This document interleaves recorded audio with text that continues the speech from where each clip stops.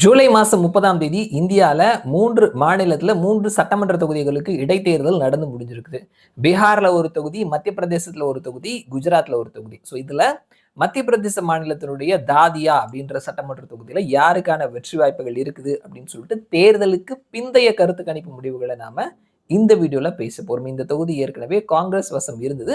So இந்த தொகுதியில் யாருக்கான வெற்றி வாய்ப்புகள் இருக்குது, சட்டமன்ற தேர்தல் வாக்குப்பதிவு நடந்து முடிஞ்சதுக்கு அப்புறமா எடுக்கப்பட்ட தேர்தலுக்கு பிந்தைய கருத்து கணிப்பு முடிவுகள்.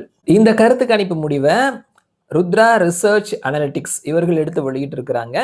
காங்கிரஸ் 44% வாக்குகளையும், பிஜேபி 39% வாக்குகளையும், ஏஎஸ்பிகே 15% வாக்குகளையும், மற்றவர்கள் 2% வாக்குகளையும் பெறுவார்கள்னு சொல்லியிருக்கிறாங்க. இது வாக்கா மாறும் பொழுது காங்கிரசினுடைய ஞான்ஷயாம் சிங் இவர் 69,105 வாக்குகளையும், பிஜேபியினுடைய அசுதோஷ் திவாரி இவர் 61,252 வாக்குகளையும், ஏஎஸ்பிகேயினுடைய தாமோதர் யாதவ் இவர் 23,558 வாக்குகளையும் பெறுவார்கள்னு சொல்லியிருக்கிறாங்க. காங்கிரசினுடைய வேட்பாளர் வெல்வதற்கே வாய்ப்புகள் இருக்குது அப்படின்னு சொல்லிட்டு ருத்ரா ரிசர்ச் அனலிட்டிக்ஸ் இவர்கள் தேர்தலுக்கு பிந்தைய கருத்து கணிப்பு முடிவா சொல்லியிருக்கிறாங்க. ஸோ காங்கிரஸ் மீண்டும் இந்த தொகுதியில வெல்வதற்கான வாய்ப்புகள் இருக்குதுன்னு சொல்லியிருக்கிறாங்க, மத்திய பிரதேசத்தினுடைய தாதியா தொகுதியில். ஸோ இந்த தேர்தல் முடிவு 3ஆம் தேதி வெளிவரவிருக்கிறது. பார்க்கலாம் என்ன நடக்குது அப்படின்னு சொல்லிட்டு மறுபடியும் நான் உங்களை இன்னொரு வீடியோவில் சந்திக்கிறேன். அது வரைக்கும் நன்றி.